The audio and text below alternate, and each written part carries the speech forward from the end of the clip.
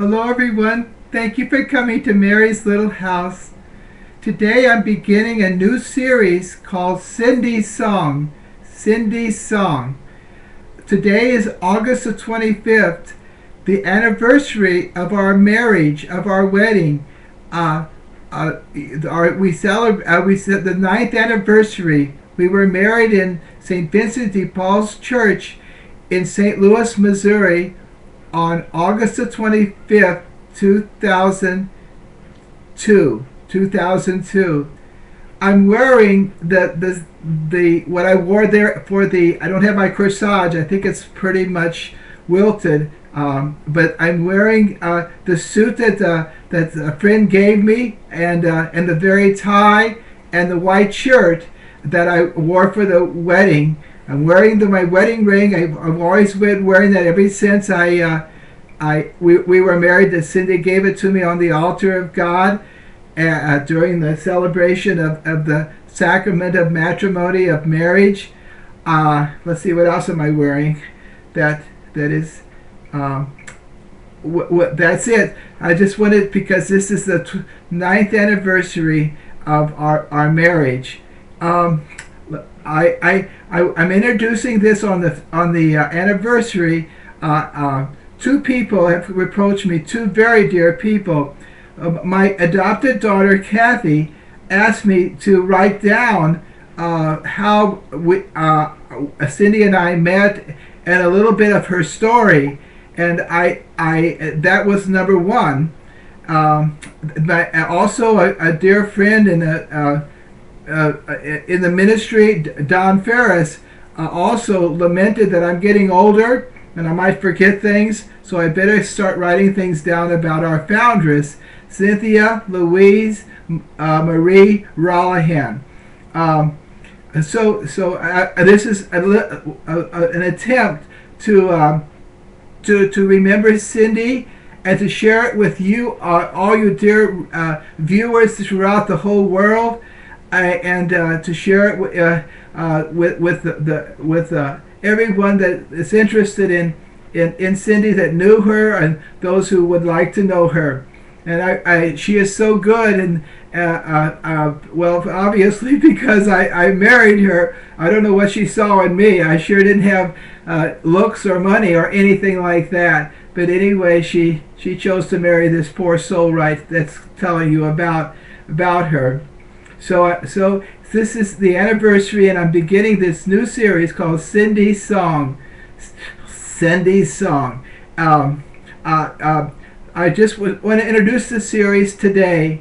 Let me see what I said. When we chose the date, or the priest chose the date really for us, or we just asked he sets the date. It was August the 25th. Every month, of course, December 25th, but every month besides December 25th, we think of Christmas. We think of Jesus being born. It's just part of our tradition of our spiritual family of the Mother of God. So here we are celebrating on the 25th of a month, August 25th, 2002, the marriage. So we didn't have a lot to say about that, except we said it was okay, but Father proposed that. We thought it was how wonderful. If you notice that Cindy's name, her second name, is Louise. Louise, of course, comes from Louis. Also, August the 25th is the feast of St. Louis of France. St. Louis of France, the King of France.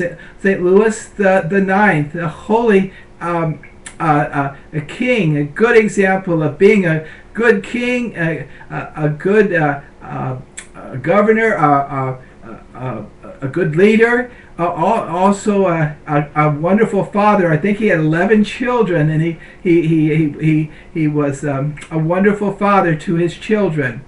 And also, Cindy, we love St. Louis, King of France, since we live right across the river. When looking out our front door, we could see the archway,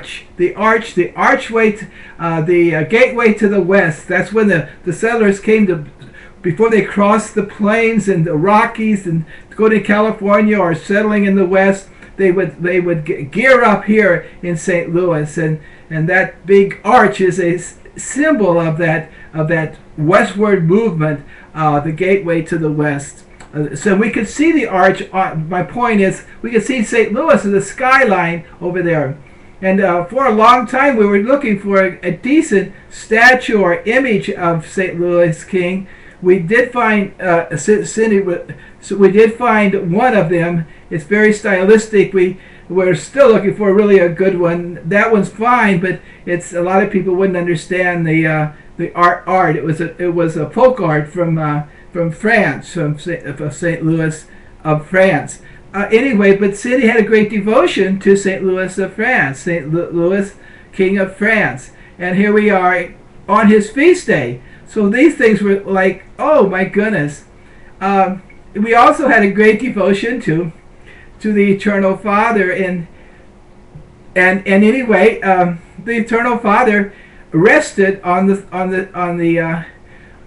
Sabbath. Well, that was on Saturday. We the old Sabbath.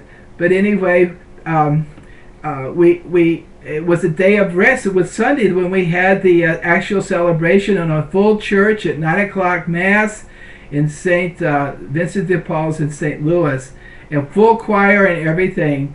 Father knew that we didn't have a lot of money to pay for a big wedding, so he had it after celebrated the marriage during the regular Sunday Mass, August the 25th, 2002, in a venerable old church. And that was another reason that St. Vincent de Paul, we have a great devotion to St. Vincent de Paul.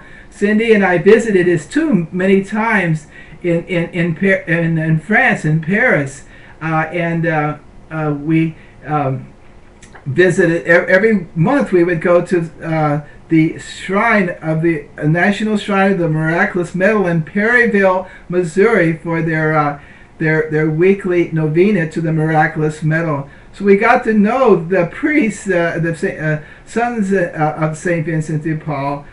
We have a great devotion to the Miraculous Medal too, at which the Vincentians, the priests of Vincent de Paul, Congregation of the Missions, the CMs, they promote. In fact, this is Sydney's medal, Miraculous Medal that I'm wearing, and we all wear it in the ministry. We have a great devotion to to Mary under the title Miraculous Medal. She conceived without sin. Our big feast day is on the Immaculate Conception. The Miraculous Medal affirms that wonderful mystery of Mary being conceived without sin. So that we're in a Vincentian church, historical church in St. Louis, Missouri, on August the 25th, on the feast of St.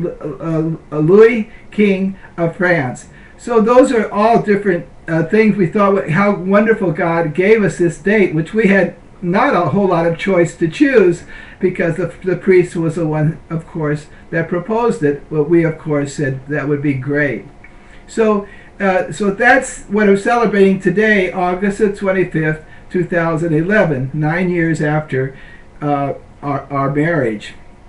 As you know, and we'll get to that, Cindy died in the year 2003, December the 8th, on the Feast of the Immaculate Conception. Our big feast day, our Blessed Mother and our Lord took her home on December the 8th, the solemnity of the Immaculate Conception, the biggest feast day for us, our family feast day.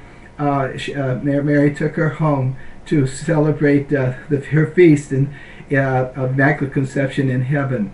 We'll get to all of that. That will be coming, but I still wear her ring, the same ring. Oh, at one time I lost it. I was during the winter. I guess your hands shrink, and I was putting her, not knowing what I was doing, of putting her wheelchair into the car, and it fell off in the driveway.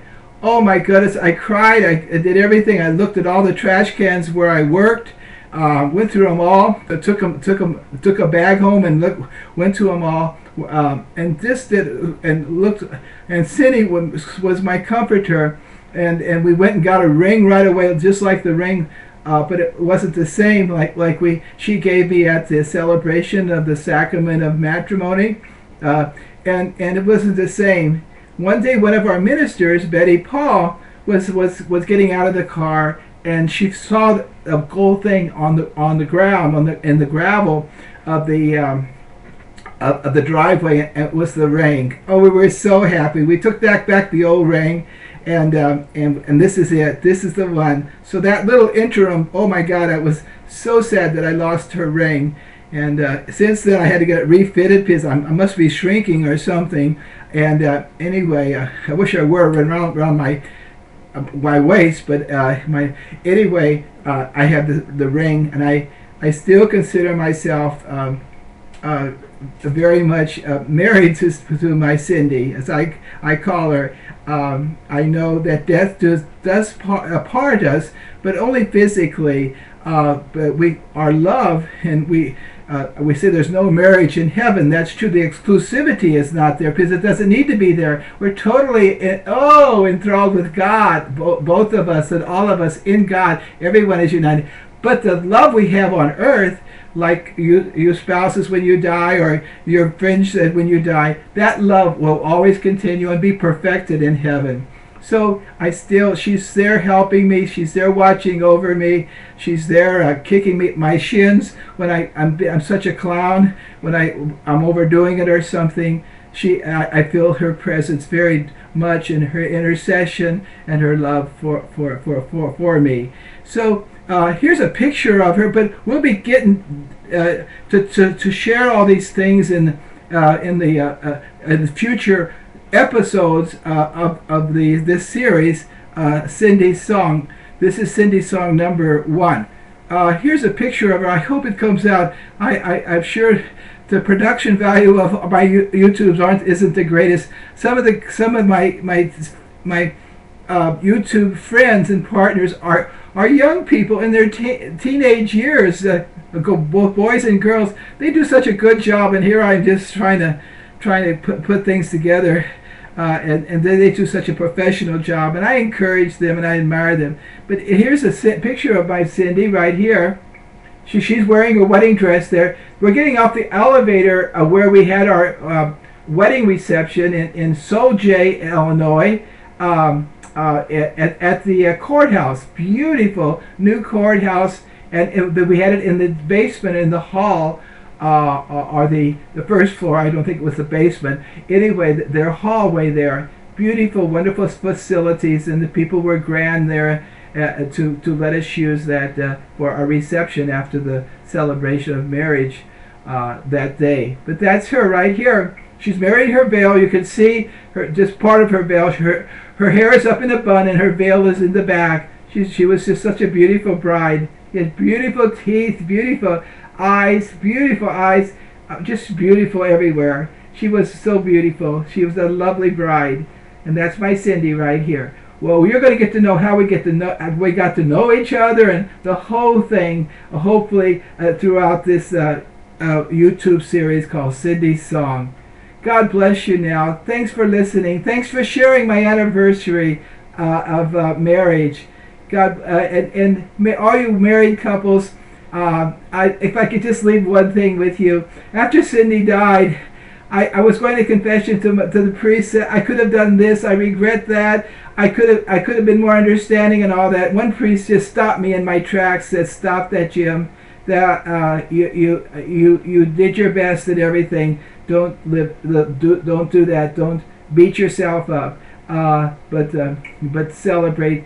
The goodness of your marriage. He knew both of us, and he knew that our marriage was happy and good, but it wasn't perfect because I wasn't perfect. And well, I can't. Cindy was so good. She was so close to God, but we were both, as just like every other couple, working our relationship out in love and in forgiveness and tenderness. So, dear people, if anything else I want to tell you as I end this first a program on Cindy's song number 1, is love. Love. Don't miss a time, a cue, a chance to love your spouse.